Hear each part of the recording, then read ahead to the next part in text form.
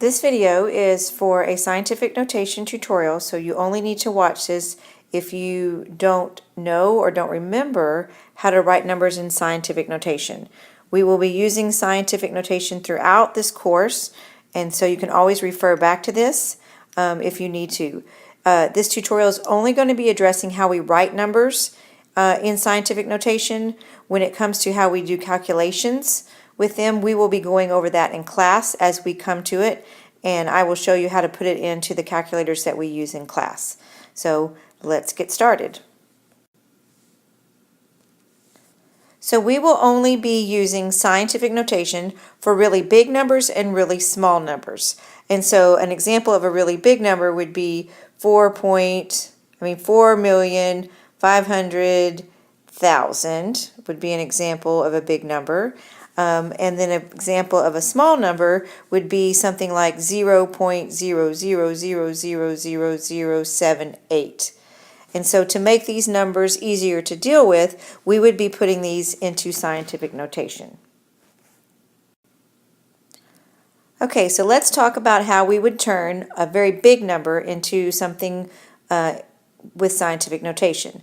So when we have a really big number like this that does not have a decimal, of course we assume that the decimal is here at the end. So we're going to assume this decimal is here.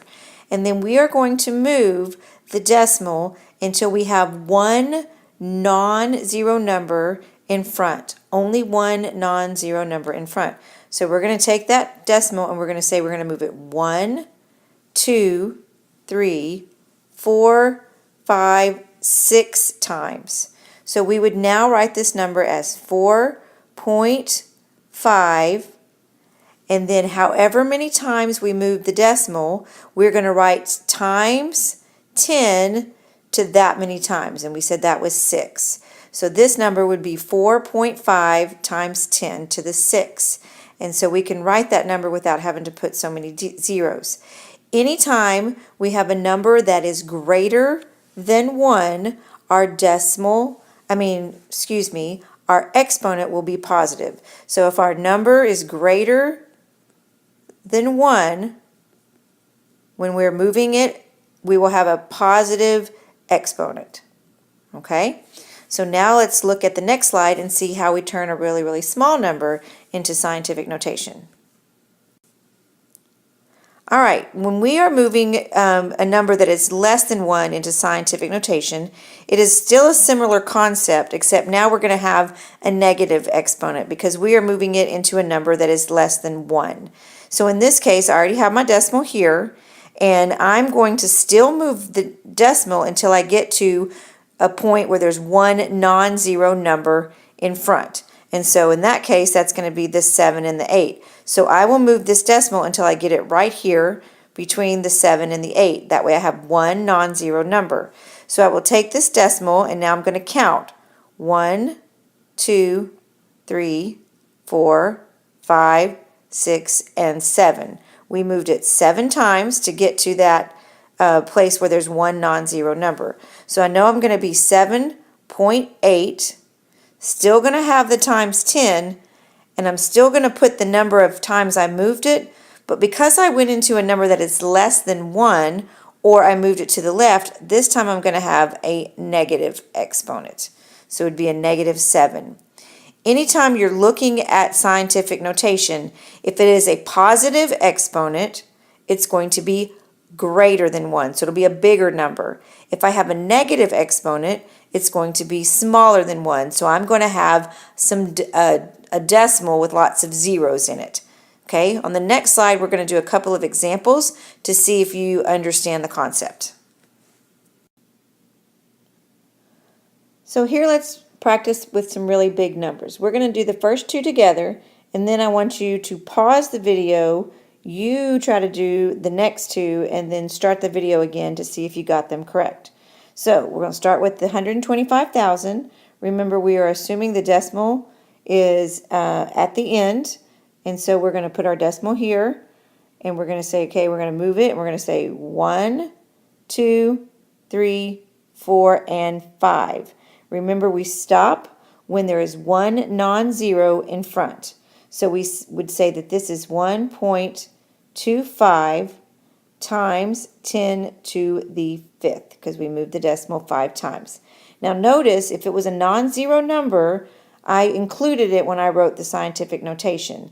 The zeros, because there's not a decimal there, I can leave off for right now. If there was an actual decimal there, we'd have to do that a little bit differently, but we'll talk about that in class. So for this purposes, if there's not a zero and we're assuming it's there, we can drop those numbers off when we put it in scientific notation.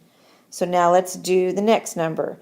So I assume my decimal's here, and I say I've got to move it 1, 2, 3, 4, 5, 6, 7, 8. So I would write this as 4.58 times 10 to the 8th. Okay? So at this point, I want you to pause the video, you write down what you think the number is, and then start the video and see if you got it correct.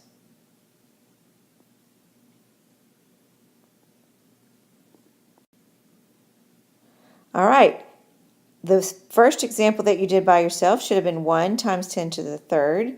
And then the last example should be 3.4789 times 10 to the 11th. Remember, when we are writing in scientific notation, we have to include all the non-zero digits. Okay? All right, so on the next slide, let's try some smaller ones. All right, now let's try some more of those smaller numbers. So again, we'll do the first two examples together. Then I want you to pause the video, and then you try to do the second two examples by yourself. So we're going to move our decimal until we have one non-zero number in front of it, okay? And because we are moving it into a number that is less than 1, this is going to be a negative exponent. So anytime I see a bunch of zeros in front of a non-zero number, like in this case, I need to remember it's going to be a negative exponent. So let's start counting. We have 1, 2, 3, 4, 5, 6, 7, 8, and 9, because we stopped there. So we have 9. Now, since there is no other number behind that 1, it would just be 1 times 10 to the negative 9 is how we would write that. Okay? Now let's do the next one. Again, we're moving it to where there's one non-zero digit in front of the decimal.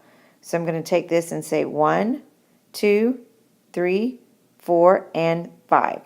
And so I would include all of those non-zero numbers of 4.86 times 10 to the negative 5. Okay? So pause the video and try the next two by yourself.